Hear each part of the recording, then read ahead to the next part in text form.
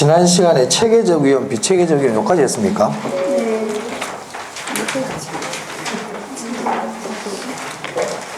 네.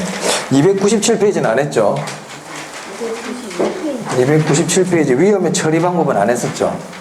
체계적 위험, 비체계적 위험까지만 하고. 네. 자, 297페이지 보겠습니다. 지금 우리 투자론 위험하고 있는데요. 지난 시간에 위험의 뜻 했고, 그리고 위험은 분산과 표준 편차, 그리고 위험의 종류, 사업상 위험, 금융 위험 이런 거 했잖아요. 그죠? 유동성 위험, 체계적 위험, 비체계적 위험 여기까지 했고요. 자, 오늘은 그러한 위험을 어떻게 처리하고 관리하는지 위험의 처리 방법부터 보겠습니다. 그거 하고 갈 거예요. 네. 위험부터 한다고 그랬잖아요. 제가. 네.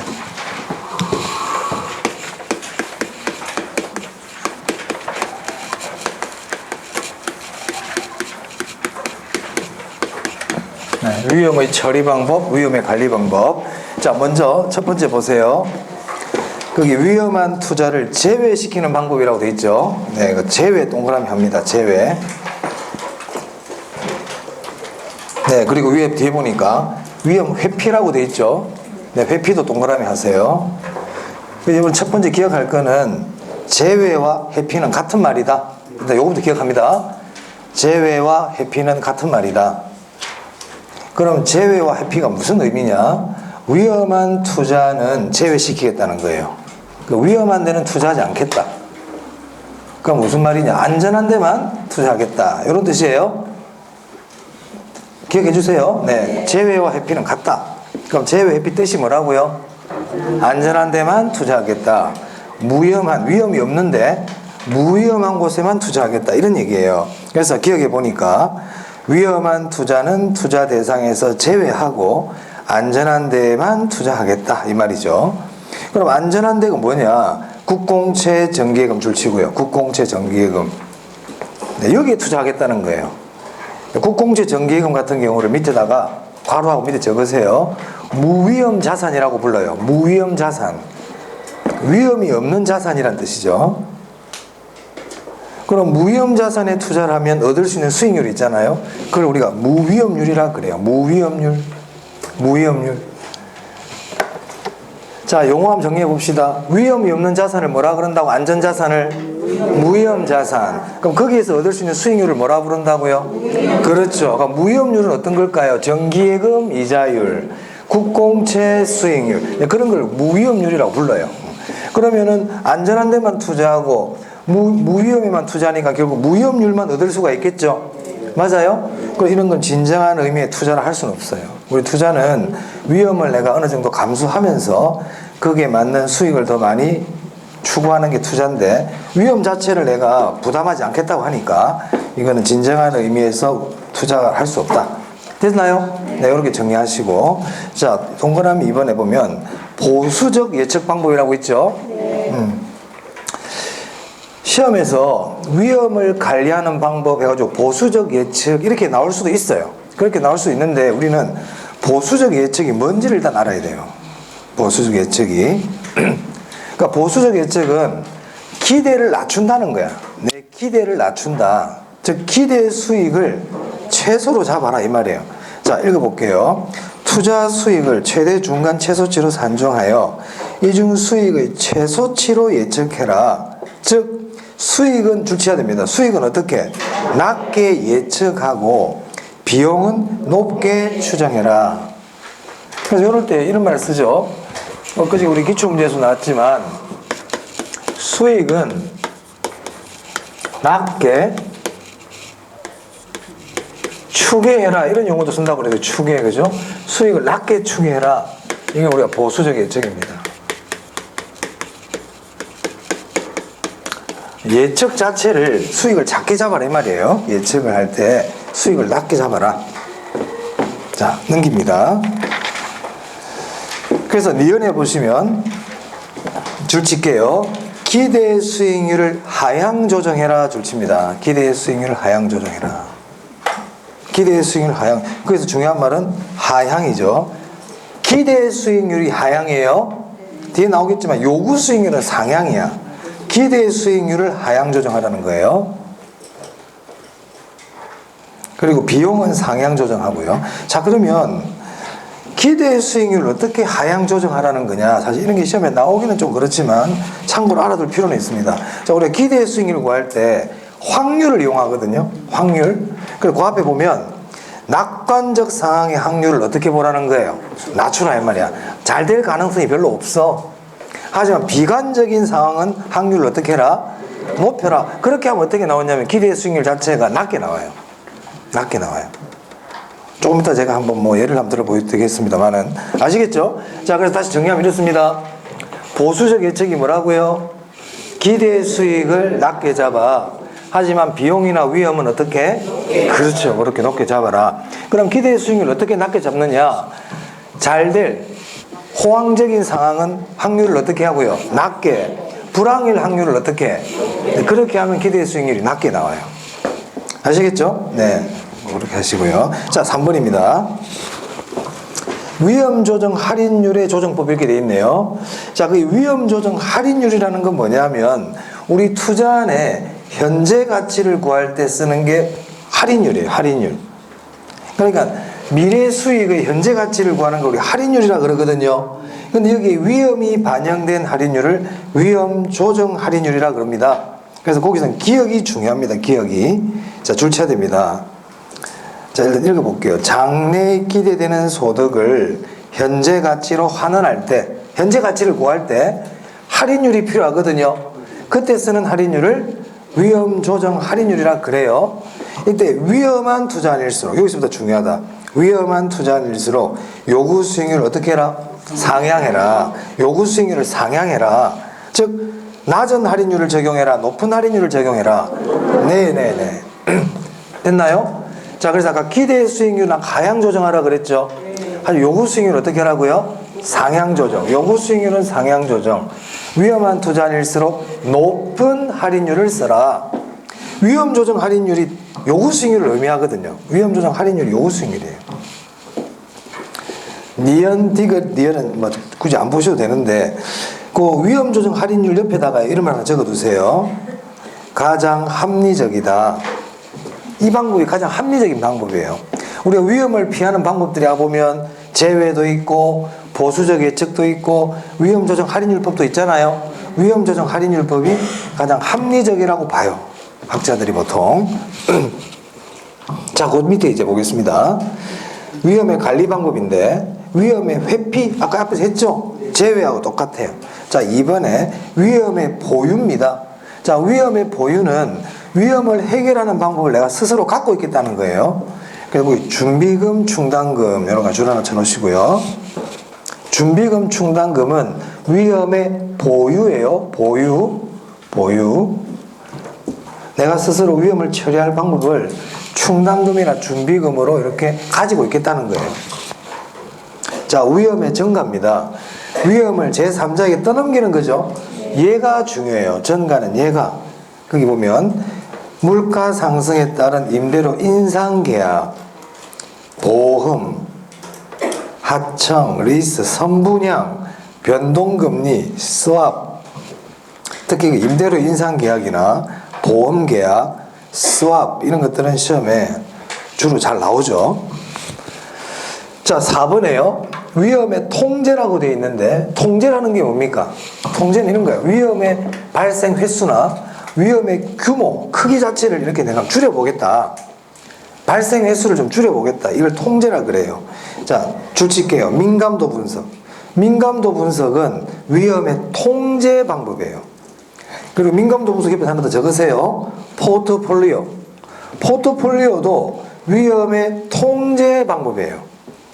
위험의 통제 방법. 위험의 크기를 줄이는 거거든, 포트폴리오도. 됐습니까? 자, 그 다음에 그 밑에 보면 용어 정리에 민감도 분석, 감흥도 분석이라 나와 있죠. 자, 민감도 분석 읽어보겠습니다. 투자 수익에 영향을 줄 수 있는 투입 요소 동그라미 해야 되겠죠. 투입 요소를 변화시킬 때 그 결과가 변하겠죠. 우리가 또 투입되는 거를 바꾸면 결과가 바뀔 거 아닙니까? 여러분들이 김치찌개를 끓일 때 뭐 소금을 적게 넣느냐 많이 넣느냐에 따라서 김치찌개 맛이 달라지죠. 맞아요? 간장을 적게 넣느냐 많이 넣느냐에 따라서 맛이 달라지죠.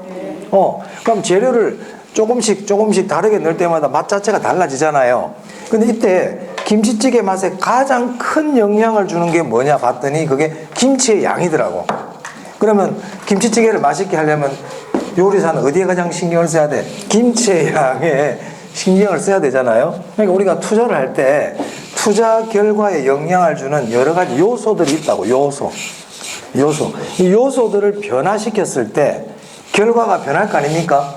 그럼 이때 이 결과에 가장 큰 영향을 주는 요소, 요인, 변수를 찾아서 그 요소 변수를 집중적으로 내가 관리, 통제하는 게 민감도 분석이에요. 그래서 그 이번에 계속 읽어보시면 변동할 때 그 투자의 결과치가 어떠한 영향을 받는가를 파악하는 방법이다. 민감도 분석은 투자 수익에 가장 민감하게 영향을 주는 요소가 무엇인지를 파악하여 이를 집중 관리하겠다. 제가 좀 말씀드렸죠? 이렇게 함으로써 위험을 통제하겠다는 거예요. 무슨 말인지 이해되십니까? 자, 그래서 민감도 분석 나오면 일단 요소라든지 변수, 인자 이런 말들이 나옵니다. 자, 3번도 하나 체크해 두셔야 돼요. 3번. 투자는 이렇게 여러 개가 있을 때 민감도가 큰 투자일수록 줄 치세요. 민감도가 큰 투자일수록. 민감도가 크다는 얘기는 이 편차가 심하다는 거예요. 저 사람 참 민감하다. 어떨 때는 뭐 이렇게 평온하게 있을 때 화나면 막 이렇고 또 슬플 때는 엉엉 울고 기쁠 때는 막 또 좋다고 난리고 편차가 심하죠. 이런 거 우리가 민감하다 이렇게 얘기한단 말이에요. 그럼 투자안이 만약에 이렇게 민감하다는 얘기는 수익의 높고 낮음이 차이가 크다는 얘기거든요. 변동이 심하다는 얘기죠. 변동이 위험이라 그랬잖아요, 제가. 그러니까 민감도가 큰 투자안이라는 얘기는 순영가나 수익률 자체에 차이가 심하게 일어난다 이런 뜻이에요. 그러면 더 위험한 투자안이다. 민감도가 큰 투자안일수록 변동이 심하다, 더 위험하다 이렇게 기억하시면 되겠습니다. 됐어요? 여기까지 잘 정리해두세요. 위험을 처리하는 방법. 머릿속에 다 정리를 해보세요, 지금. 네, 뭐 했는지 한번 쭉 생각을 하면서. 넘겨볼게요. 포트폴리오네요. 자, 다시 앞으로 갑니다. 이제 수익률 안 했어요. 수익률. 이제 위험 다 한 거야. 자, 위험에서 뭐 했냐면, 자, 위험의 뜻. 위험이 뭐예요? 위험. 네. 예상과 실제가 달라질 가능성, 변동 가능성, 불확실성. 그죠? 그게 위험이에요. 그럼 이런 위험의 크기를 측정할 때 어떻게 측정합니까? 분산이나 표준편차로 측정한다. 그래서 분산과 표준편차라는 말 자체가 위험이다. 그리고 위험의 종류가 있었죠. 사업상 위험. 사업상 위험 안에는 무슨 위험이 있냐면 시장, 운영, 위치. 그렇죠. 그리고 금융 위험이라고 있죠. 금융 위험은 재무 위험이라고도 하는데 그건 무슨 위험입니까? 채무 불이행 위험. 그렇죠. 자, 유동성 위험. 부동산을 현금으로 전환하는 과정에서 내가 시장 가치보다 싸게 팔 수밖에 없는 그런 상황이 올 수 있잖아요. 그때 생기는 손실을 뭐라 부른다? 유동성 위험, 낮은 황금성 이렇게 얘기했습니다. 그게 중요하다고 일단. 그 다음에 또 무슨 위험이? 법적 위험. 법과 제도가 바뀜으로써의 위험. 그 다음에 인플레 위험 이런 게 있어요. 그죠? 맞아요. 자, 다음에 체계적 위험과 비체계적 위험 있죠. 체계적 위험은 피할 수 없는 위험, 비체계적 위험은 피할 수. 그렇죠. 체계적 위험은 시장과 관계되는 위험이라 그랬어요. 모든 자산, 모든 부동산, 모든 투자자에게 적용되는 공통된 위험이다. 하지만 비체계적 위험은 개별 자산, 개별 투자자에게 적용되는 위험이라 그랬습니다. 그리고 지금 위험의 처리 방법 한 거예요. 이렇게 하고 됐다고 지금까지. 됐어요? 이런 식으로 늘 여러분들이 정리를 해나가야 됩니다. 머릿속에서 계속 이렇게 꾸준히 하다 보면 한 며칠, 몇 분만 딱 하면 이게 이제 안 해도 된단 말이에요. 그래도 잊어먹을 말 하면 한 번 또 해보고 이런 과정을 계속 반복해 줘야 돼. 듣고 그냥 가만히 가버리면 잊어버려요. 아시겠죠? 제가 말씀 안 드려도 쉬는 시간 또 한 번 더 하세요. 그러니까 제목 같은 걸 자꾸 보란 말이야. 자꾸 제목을 자꾸 보란 말이야, 제목을. 그럼 내가 자꾸 연상을 해야 돼. 아, 이거 뭐지? 네. 그렇게 하면 치매도 좋답니다. 치매도 도움이 되고, 머리를 자꾸 쓰면 좋단 말이에요. 그렇게 공부를 해야 돼요. 그게 이제 내 거야. 그게 내 공부야. 자, 이제 수익률인데, 292페이지네요. 수익률.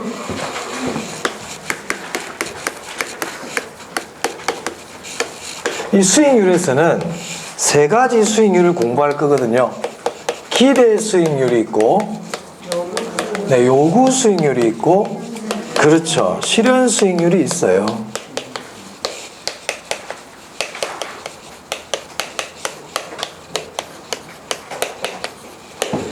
그럼 일단 여러분들은 기대 수익률이 뭘까? 요구 수익률이 뭘까? 실현 수익률이 뭘까? 이것부터 알아야 되겠죠? 네. 자, 기대 수익률이 뭘 것 같아요? 기대 수익률은 말 그대로 투자자가 그 투자안에 대해서 기대하는 수익률이에요. 자, 내게다 투자를 하면 어느 정도의 수익이 나겠는데 하고 기대하는 수익률. 다른 말로 예상 수익률이라고도 부릅니다.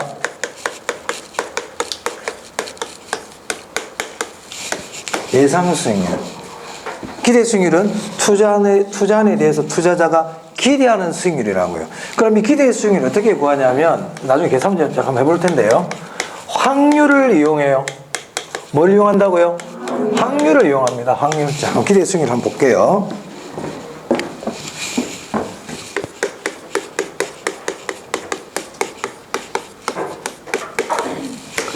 자, 우리 경제 상황이 있거든요. 경제 상황. 이 경제 상황을 보니까 한 세 가지 경우로 나눌 수가 있더라. 호황일 때, 경제가 호황일 때, 그리고 보통일 때, 그리고 안 좋을 때, 불황일 때. 이 세 가지 경우로 경제 상황을 나눌 수가 있더라는 거예요. 이 상황을 통계학에서는 사상이라고도 그러고 사건이라고도 그래요. 이런 세 가지 사상, 사건이 있단 말이에요.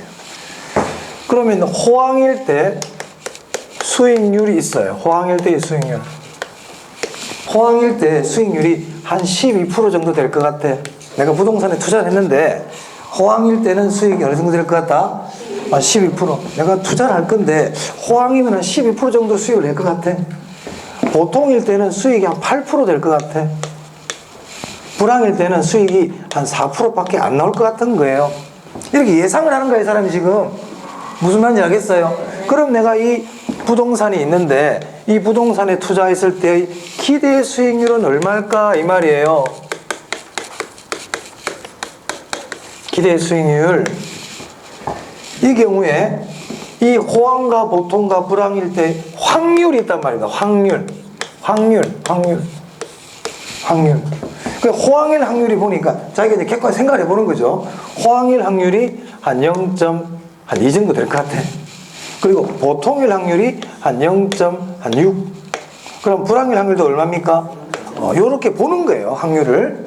0.1이라는 건 몇 프로예요? 20%, 60%? 그렇죠. 요 경우에 기대 수익률을 구하라는 겁니다. 근데 아까 우리가 보수적 예측이라고 했잖아요. 보수적 예측을 한다는 얘기는 이 호황일 확률을 좀 더 낮춰버려라 이 말이에요. 불황일 확률을 좀 더 그렇게 보는 게 보수적 예측이라고. 그러면 수익률이 높게 나올까 작게 나올까? 그렇지. 12%짜리를 낮게 잡아버리니까. 맞아요. 그래서 이 기대 수익률은 이걸 다 곱합니다. 이렇게 곱해. 그러면 12에다 0.2 하면 2.4죠. 2.4%잖아요 8에다가 0.6 곱하면 4.8%죠 4에다가 0.2 곱하면요 0. 이렇게 해서 세 개를 다 더합니다. 그럼 이게 지금 7.2 8% 되겠네요. 그래서 기대 수익률은 몇 프로다? 네, 이게 기대 수익률이에요. 자, 기대 수익률 구하는 계산 형식을 머릿속에 딱 이렇게 정리를 해주세요. 별로 어렵지 않죠? 수익에다가 확률 곱해서 다 더하면 된다. 수익에다가 각 상황별 수익에다가 그 상황이 발생할 확률을 곱해서 다 더하면 돼요. 이렇게 하는 걸 가중평균한다 그럽니다. 그럼 만약에 시험에 기대 수익률은 각 상황별 수익률과 그 상황이 발생할 확률을 곱하여 가중평균한다. 맞아요? 그렇지. 그렇게 얘기할 수 있어요. 가중평균한다. 가중평균. 기대 수익률 이렇게 구합니다. 그럼 교재 한번 볼까요? 자, 양가로 1번 291페이지 양가로 1번의 기대 수익률. 투자 대상으로부터 기대되는 예상 수익과 예상 지출을 기초로 계산된다. 예상. 그리고 내부 수익률이라고도 그래요. 그럼 이 기대 수익률은 내가 투자를 하기 전에 구하는 겁니까? 투자하고 나서 구하는 겁니까? 네, 그래서 사전적 수익률이라고도 그래요. 사전적 수익률. 거기 보면 사전적이라고 돼 있죠? 사전적 수익률이란 말이에요. 자, 2번에 보면 기대 수익률은 각 상황별 발생 가능한 수익에 그 상황이 발생할 확률을 곱해서 이를 다 더한다. 조금 전에 말씀드린 것처럼 이렇게 하는 것을 가중평균 이렇게 부른단 말이에요. 가중평균. 3번은 굳이 안 보셔도 돼요. 그리고 기대 수익률 옆에 뭐라고 되어 있냐면 객관적 수익률이라고 되어 있어요. 객관적이다. 확률을 이용하기 때문에 객관적이라고 봅니다. 기대 수익률 됐나요? 기대 수익률 계산도 좀 할 수 있어야 되고, 그리고 뜻 아시면 되겠어요. 객관적 수익률이다. 자, 이제 요구 수익률 하겠습니다.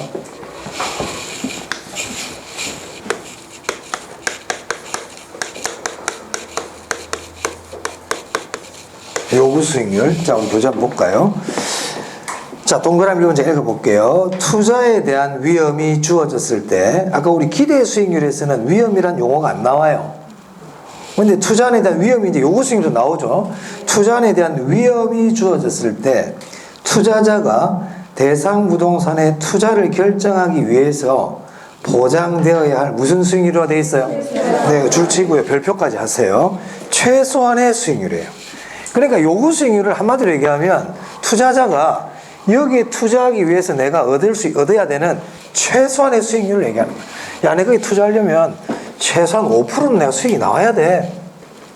나 거기 투자하려면 한 최소한 6%는 내가 얻어야 투자를 하지. 이게 요구 수익률인 거예요. 내가 최소한 얻어야 되겠다고 생각하는 수익률. 아시겠어요? 그게 요구 수익률이에요.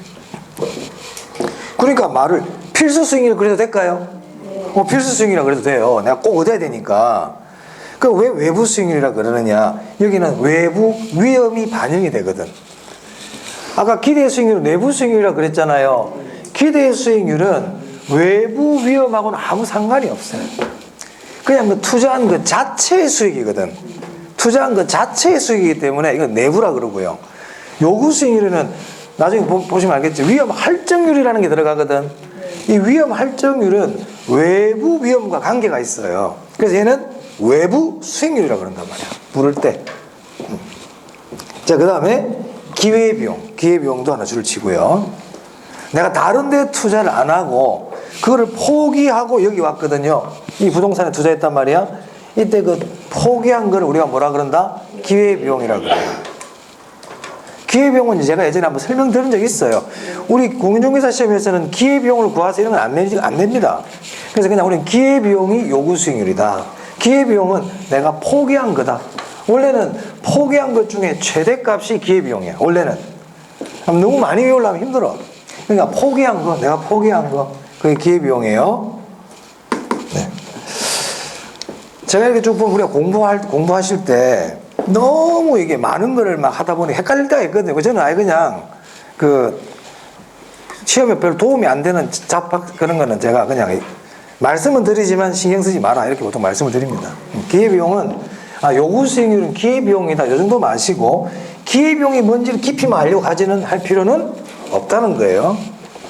자, 그 다음에 이제 요구 수익률을 어떻게 구하느냐가 중요하거든요. 요구 수익률을 어떻게 구하느냐.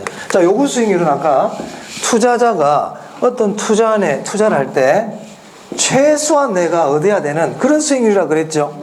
그러면은 내가 아무런 위험도 감수할 필요 없이 얻을 수 있는 수익률 아까 뭐라고 그랬어요? 무위험률이라고 그랬잖아요. 그럼 투자자는 어차피 은행에 넣으면 얻을 수 있는 수익이 무위험률 아닙니까? 근데 만약 어떤 투자안에다 투자를 할 때는 위험이 있는데 무위험률보다는 어때야 되겠어요? 수익이 더 많이 나와야 되겠죠. 그래서 일단 기본적으로는 무위험률보다는 더 많이 요구할 거 아니에요. 그러니까 이제 더 하는 거야. 그럼 뭘 더 해줘야 되느냐? 무위험률은 위험이 없는 수익률이잖아요. 근데 이제 여기서부터는 이제 위험이 반영을 해야 될 거 아닙니까? 그죠? 그래서 그걸 위험 할증률이라고 그럽니다. 그럼 외우려고 그러지 말고, 자, 요구 수익률이라는 건 아까도 읽어봤지만, 투자 안에 이제 위험을 고려하는 거거든요. 투자 안에 위험을 고려하는 거란 말이에요. 그럼 위험을 내가 감수를 해야 되니까, 내가 요구하는 수익률 자체가 좀 높아져야 되겠죠. 무위험률보다는. 그래서 무위험률에다가 위험 할증률을 더하는 거예요. 그럼 위험 할증률이 뭐냐면, 이게 위험에 대한 보상이야. 위험 보상. 위험 대가.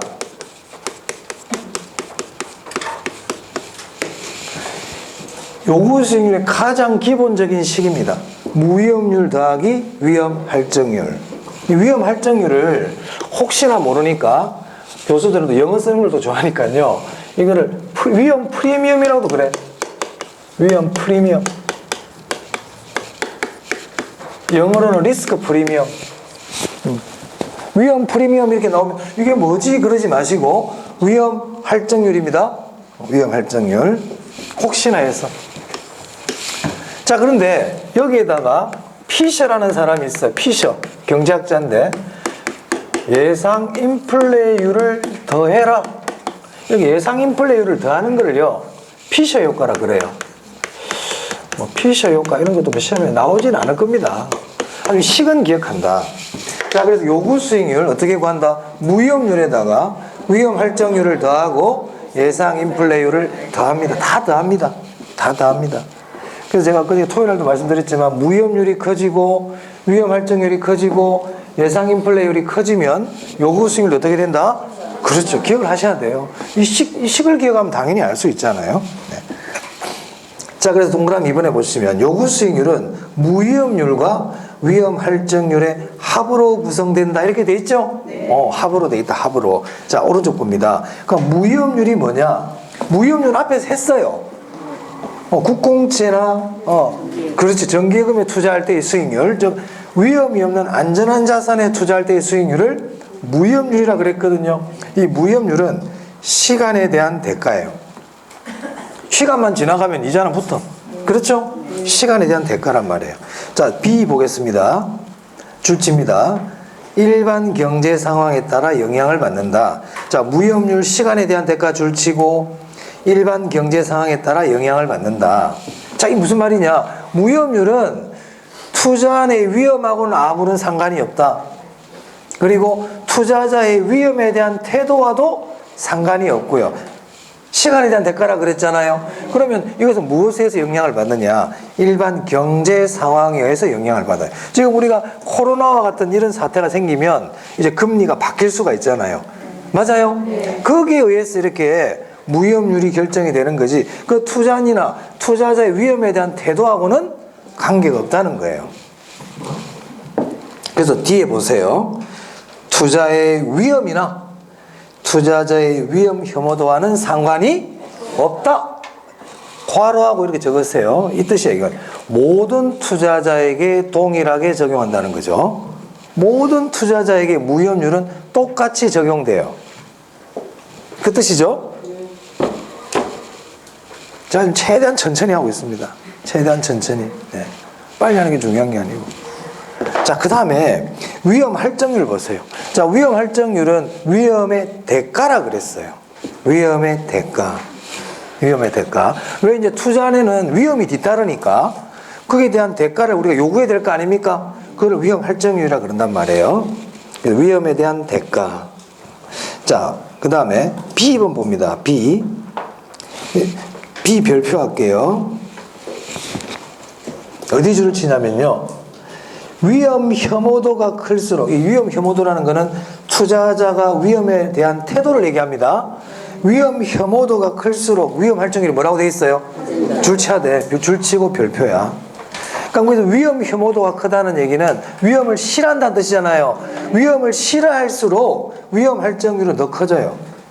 이거를 시험에서는 보수적 투자자일수록 이렇게도 표현합니다. 보수적 투자자일수록 위험 할증률은 어떻게 된다? 커진다. 기억해야 돼. 그러면 위험 할증률이 커지면 요구 수익률도 어떻게 될까요? 커지겠죠. 그 위험 할증률 커진다. 그 뒤에다가 화살표를 쫙 이렇게 하고 요구 수익률도 커진다.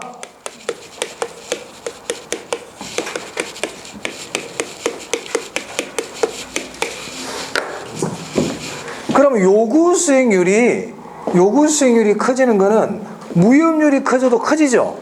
그런데 무위험률 자체는 투자자마다 다 똑같잖아요. 그런데 위험 할증률이라는 거는 투자자의 위험에 대한 태도에 따라 다르죠. 어떻게 다릅니까? 위험을 싫어할수록 위험 할증률이 더 커진단 말이에요. 그러면 투자자마다 요구 수익률이 같을까요? 다를까요? 다르죠. 어떻게 달라요? 그러면 위험을 싫어하는 투자자일수록 요구 수익률이 커진단 말이에요. 그래서 투자자마다 요구 수익률은 같다, 다르다. 그래서 요구 수익률은 투자자마다 다르기 때문에 주관적 수익률이라 그래요. 그럼 질문은 이런 질문이 들어올 수 있잖아요. 요구 수익률은 주관적 수익률이란 말이야. 투자자마다 달라. 그럼 투자자마다 요구 수익률이 다른 이유는 무위험률 때문이다? 아니단 말이야. 위험 할증률이 다르기 때문이다. 원인까지 알아두셔야 돼요. 됐습니까? 그래서 요구 수익률 이 정도 하시면 돼요. 자, 그 다음에 그 사례 연습 한번 볼게요. 보셨죠? 다음 자료를 활용하여 투자자의 요구 수익률을 구하면 얼마이겠는가 이렇게 나와 있네요. 네. 자, 요구 수익률은 무위험률에다가 위험 할증률을 더하고 예상 인플레이율을 더하라 그랬죠. 근데 거기 보니까 가치 상승 예상률이 나와. 자, 요거 때문에 제가 이걸 설명드리는데, 이 가치 상승 예상률은 어떻게 해야 될 것 같아요? 우리 시험에서 이런 형태 잘 안 나옵니다. 모의고사 같은 데서 한 번씩 나와요. 자, 요구 수익률의 개념을 한번 생각해 보세요. 자, 요구 수익률은 이런 구조로 되어 있는 거야. 자, 투자자가 어떤 투자 안에, 위험 있는 투자 안에 내가 투자를 하려고 그래.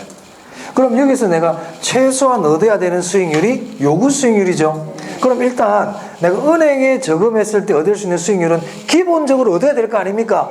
그 무위험률은 딱 기본이야. 이거는 내가 당연히 얻어야 돼. 자, 여기에다가 나한테 불리한 상황이 와. 이제 위험을 감수해야 된단 말이에요. 그럼 내가 불리한 상황을 피하기 위해서는 거기에 대한 걸 대가를 더해야 되겠죠. 그러니까 위험에 대한 대가, 위험 할증률은 더한 거예요. 그러니까 나한테 불리한 상황은 더해줘야 돼. 불리한 거는 더하는 거야. 그래서 그걸 요구한다 이 말이야. 내가 불리하니까 더 내놔. 그래서 위험 할증률은 더해요. 근데 나한테 유리한 상황은 어떻게 해야 될 것 같아요? 그건 뺄 수 있잖아요. 내한테 유리하니까 좀 덜 요구해도 되죠. 그래서 불리한 거는 더하고 유리한 거는 빼는 거예요. 그럼 거기 내가 어디 부동산에 투자할 건데 앞으로 그 부동산의 가치가 상승할 거로 예상이 돼. 나한테 유리한 상황입니까? 불리한 상황입니까? 빼준다 이 말입니다. 그래서 유리한 상황은 빼주는 거예요. 인플레는 투자자한테 유리한 상황이 아니거든. 인플레가 발생하면 난 더 수익을 더 내줘야 돼. 맞아요? 그래서 5 더하기 5 더하기 2 빼기 3입니다. 이게 요구 수익률이 되겠습니다. 할 수 있겠습니까? 네, 그래서 가치 상승 예상이 나오면 뺀다. 투자자에게 유리한 상황은 요구 수익률 구할 때 빼준다. 네, 우리 뭐 시험에서는 이렇게까지 나온 적은 없는데 혹시나 모르니까요. 자, 실현 수익률 볼게요. 그러면 가치 하락 예상이라고 나오면 어떻게 해야 돼? 가치 하락 예상. 나한테 불리하지? 더 해주라고 때는 그때 더 해주라고. 자료를 보고. 자, 이제 실현 수익률입니다. 자, 실현 수익률이란 투자가 이루어지고 난 후에 실제로 달성된 수익률이에요. 그러니까 투자가 다 끝나고 나서 이제 내가 실제로 알게 된 수익률이란 말이야. 이걸 실현 수익률이란 거래. 그래서 사후적 수익률이라고도 그럽니다.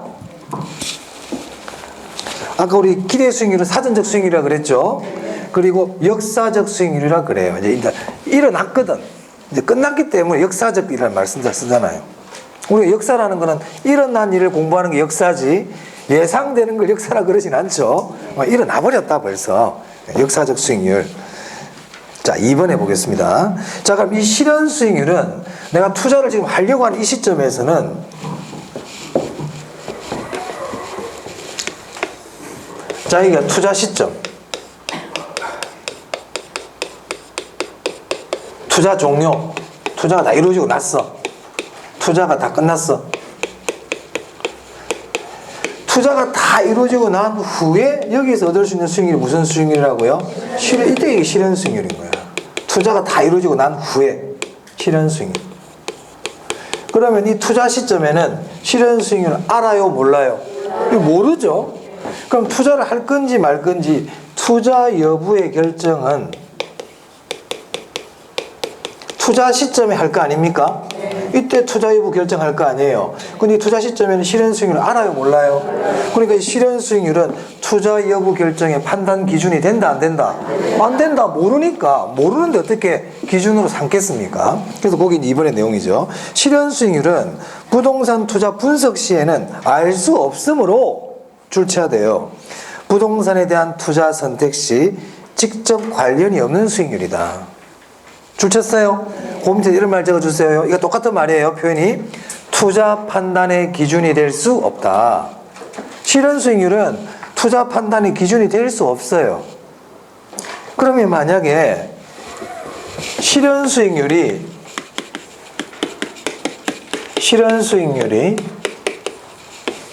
0보다 크다면 투자를 한다. 예를 들어서 투자를 선택했다. 맞을까 틀릴까?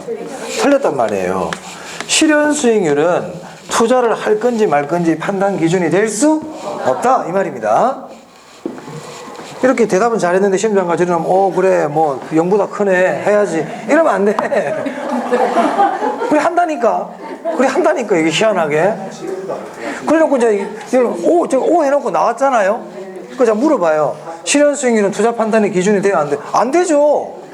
그럼 오 하고 나온다니까 저걸 갖다가. 네. 국어가 안 되는 거예요. 국어가 안 되는 건 아닌데 글자를 보고는 맞다고 그래. 그러니까는 네, 잘 적어둬야 됩니다. 자, 넘길게요. 그러면 투자 여부의 결정은 뭐 가지고 하느냐? 기대 수익률과 그렇지 요구 수익률을 비교하는 거예요. 그 넘겨보시면 위에 294페이지에 거기 1, 2, 3 나와 있죠. 자, 기대 수익률이 요구 수익률보다 클 때 같아도 됩니다. 같아도 돼요. 그때 투자를 선택합니다. 근데 만약에 기대 수익률이 요구 수익률보다 작잖아요. 그럼 투자 안 해요. 내 기대 수익률이 요구 수익률만큼이 안 나와. 그러니까 투자하면 안 되지. 나는 요구 수익률은 최소한 5%의 수익을 내야 되는데 이 투자 안에서 기대되는 수익률이 3%밖에 기대가 안 되는 거야. 그럼 투자하면 안 되겠죠? 그 얘기 아닙니까 지금? 자, 그 다음에 거기 양가로 1번, 양가로 2번이 나와 있는데 요 경우도 시험에 예전에 한두 번 정도 나온 적이 있어요. 근데 일기가 나오면 여러분들이 좀 잘 틀려요. 잘 틀리는데 일단 체크부터 하고 설명드릴게요. 자, 이렇게 보면 돼요. 자, 양가로 1번에 보시면 기대 수익률이 요구 수익률보다 크다고 돼 있죠? 크다고 돼 있잖아요. 시간이 흘러가면 이 둘은 항상 같아지게끔 돼 있어요. 기대 수익률이 요구 수익률보다 크다. 이 말은 균형입니까? 균형이 아닙니까? 균형은 일치하는 게 균형이라 그랬죠. 이 균형이 아니란 말이에요. 시장은 항상 균형을 이루려고 그래요. 무슨 말 알겠습니까? 그럼 나중에 같아져야 되거든. 그럼 이게 같아지려고 그러면 기대 수익률을 낮추든지 요구 수익률이 올라가든지 해야 같아질 거 아니에요? 항상 기대 수익률이 변하는 거예요. 근데 예상이 변하는 거야. 그래서 이런 게 나오면 기대 수익률이 떨어지겠네 딱 바로 알아놔야 됩니다. 앞으로 기대 수익률이 어떻게 된다? 그렇지. 그럼 기대 수익률 딱 봐. 기대 수익률 뭐라고 돼 있어요? 하락. 이걸 딱 줄을 치고 기억하셔야 됩니다. 시험에서 그걸 상승으로 잘 내요. 그럼 밑에 양가로 2번 볼까요? 기대 수익률이 요구 수익률 작죠? 그럼 앞으로 어떻게 될까요? 기대 수익률이 상승합니다.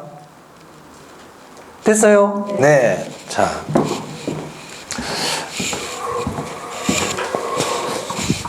여러분들이 조금 알아두시면 좋을 게 있어요. 이런 것들은 사실은 기억을 좀 해주시는 게 좋아요. 너무 많이도 외우라 그러면 힘드니까. 자, 투자 가치 있잖아요. 투자 가치는 장래 예상되는 순수익을 요구 수익률로 할인해요. 이런 게 일종의 할인율입니다. 이게 할인율. 요구 수익률로 할인합니다. 시장 가치는요.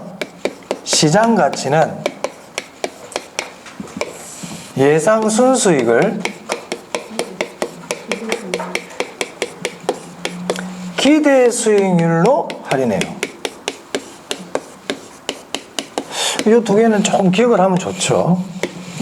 특히 요거는 사실 알아놔야 되고요. 요거는 아셔야 되고요. 자, 그러면 여기서 우리가 몇 가지를 알아야 되는데 다 알고 있어요.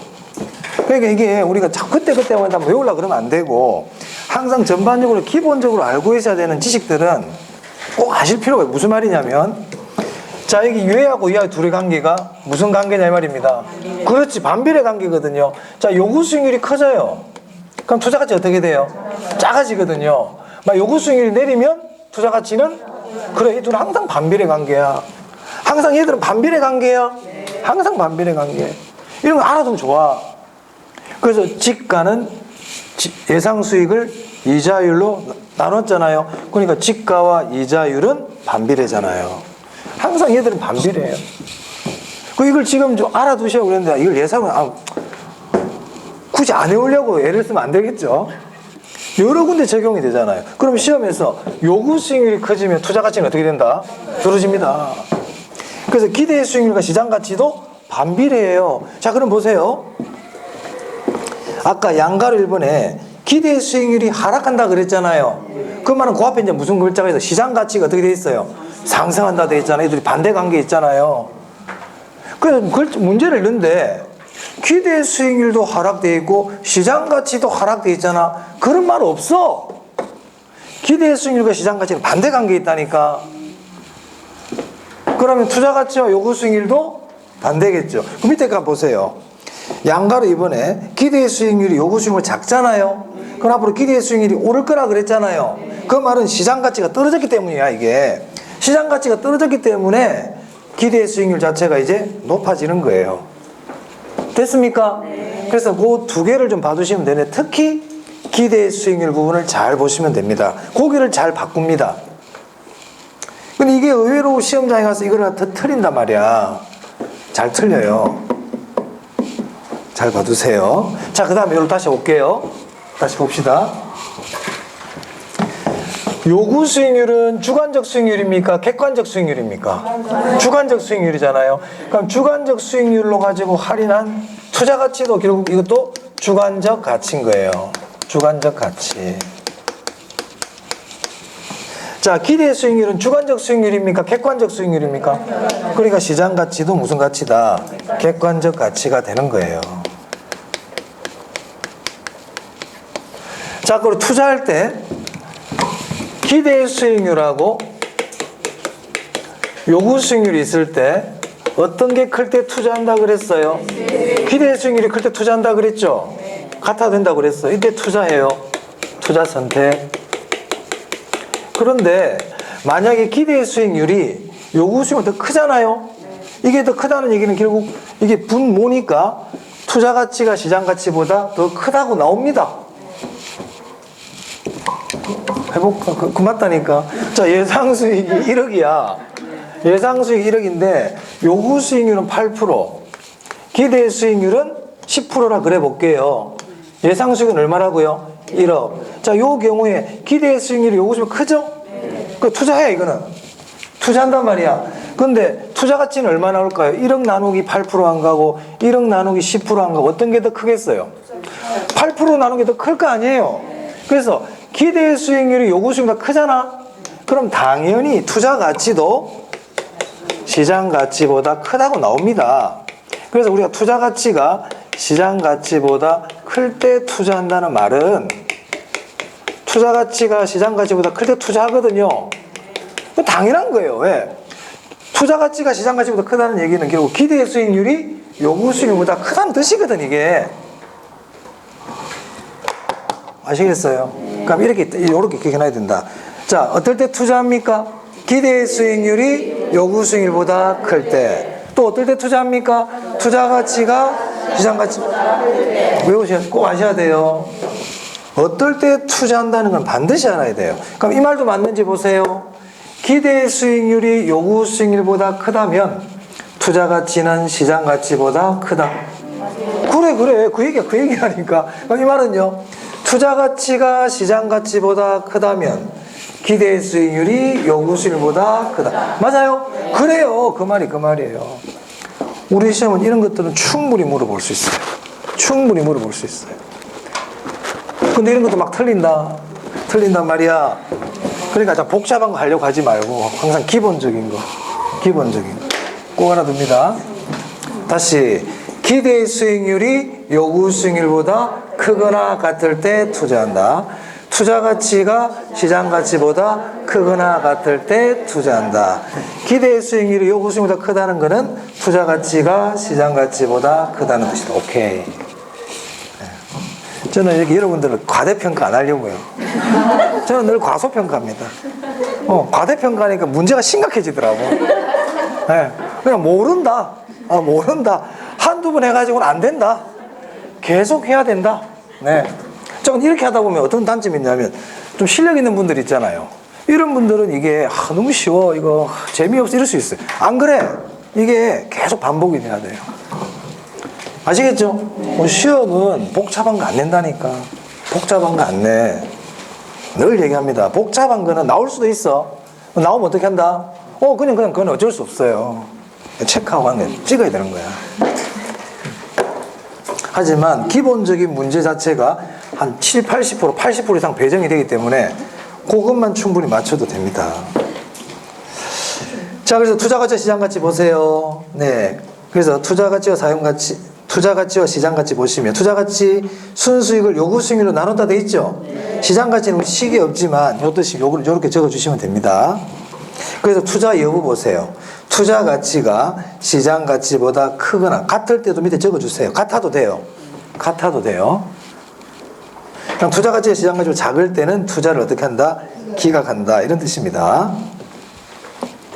자, 그 다음에 295페이지에 보시면 위험과 수익의 상세관계 나와 있죠.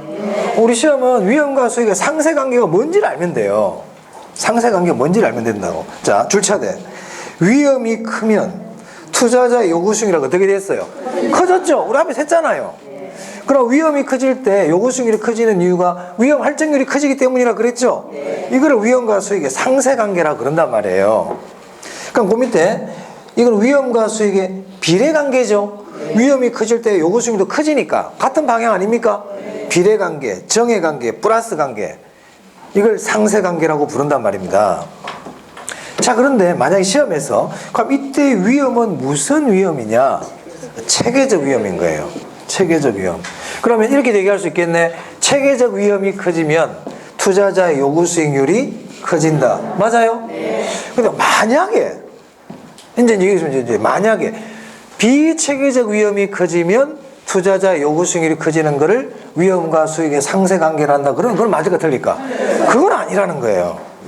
그래서 위험이 커지면 요구 수익률이 커진다 할 때 위험은 체계적 위험이라 그랬잖아요. 자, 이게 무슨 말이냐? 위험은 체계적 위험과 비체계적 위험이 있어요. 이건 이제 참고로 이제 지금 설명 들으시면 돼요. 체계적 위험은 피할 수 없다 그랬죠.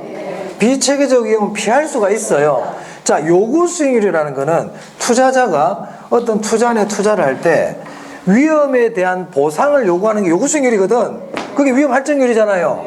자, 그런데 위험은 피할 수 없는 게 있고 피할 수 있는 게 있어. 그런데 나한테 요구를 하는데 지가 피할 수 있는 것도 나한테 요구를 하면 돼요, 안 돼요? 안 되지. 그건 네가 알아서 피해. 피할 수 있는 걸 왜 나한테 요구를 하는 거야? 그래서 피할 수 없는 체계적 위험만 요구 수익률에 반영해라. 이런 의미입니다. 비체계적 위험은 포트폴리오를 통해서 없앨 수가 있거든. 아시겠어요? 그런 의미야. 그러니까 우리는 이제 공부할 때 결론. 요구 수익률은 위험이 커질수록 요구 수익률이 커진다. 이거를 위험과 수익의 상쇄관계라 그러는데 상쇄관계는 보니까 비례관계구나. 위험과 수익이 비례관계구나. 그러니까 밑에 위험은 비체계적 위험이 아니고 무슨 위험이다? 그렇죠. 그래서 우리가 토요일날 기출문제 봤지만 이런 질문이 있었잖아요. 체계적 위험이 커지면 투자자의 요구 수익률이 커진다. 이런 질문이 나올 수 있는 거예요. 근데 그게 비체계적 위험이 커지면 그러면 안 된다 이 말이야. 그런 난이도가 있어요. 그런 질문들이 나오면 난이도가 있는 질문이에요. 됐어요? 네. 오케이. 자, 그래서 위험과 수익의 상쇄관계까지 봤고요. 한 페이지 296페이지 한번 넘겨보세요. 이 그림이 하나 나와 있죠. 우리 학계로는 그림은 시험에 잘 안 나옵니다. 안 나오는데 제가 이 그림이 나와 있으니까 제가 한번 설명을 한번 드려볼게요. 뭐 안 나오고 있지만 꼭 계속 나오지 말라는 법은 없거든요. 근데 사실 이 그림은 사실은 의미가 있어요. 실제로 우리 뭐 다른 재무론이나 경영학 이 시험의 과목으로 채택되어 있는 여타 자격증 시험 있죠. 다른 자격증 시험 중에 경영학이나 재무, 금융이 들어가 있는 시험 과목 문제도 있잖아요. 이런 그림 나와요. 이 그림은 좀 중요한 그림이거든요. 자,